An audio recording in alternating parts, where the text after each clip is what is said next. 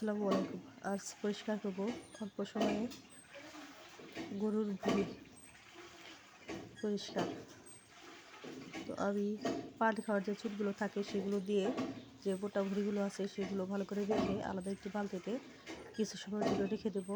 আর যেগুলো পাতলা আছে সেগুলো ভালো করে ফেলে আলাদা রেখে দেবো।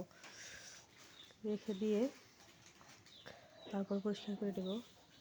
তো আমার চুল দিয়ে মোটাগুলো রেখে রাখা হয়ে গেছে। তারপর আমি দেখে নিলাম যে এখন পরিষ্কার করা যাবে কি না। তা দেখলাম পরিষ্কার করা যাবে, সেজন্য একটি ছোট চামচের সাহায্যে ভালো করে পরিষ্কার করে নিলাম। তো বালতির থেকে একটি একটি করে উঠিয়ে তারপর আমি চামচের সাহায্যে পরিষ্কার করা শুরু করে দিছি।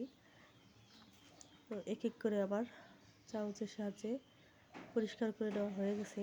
আর পাতলা নাড়গুলোও অনেকটাই পরিষ্কার করা হয়ে গেছে। তো পাশে একটু গরম পানি দিয়ে দিছি চুলায়। তো গরম পানি গামলায় ঢেলে তারপর আমি ভুঁড়িগুলো ঢেলে ভালো করে কচলিয়ে ধুয়ে নেব। আবার পরিষ্কার করে রেখে দেওয়া হয়ে গেছে। আলাদা গরম পানিতে দিয়ে কচলিয়েও নিতেছি। এখন আমি টিউবওয়েল নিয়ে ভালো করে ধুয়ে ছোটো ছোটো করে পিস করে নেব। তো আমার পিস করে ধুয়ে দেওয়া হয়ে গেছে।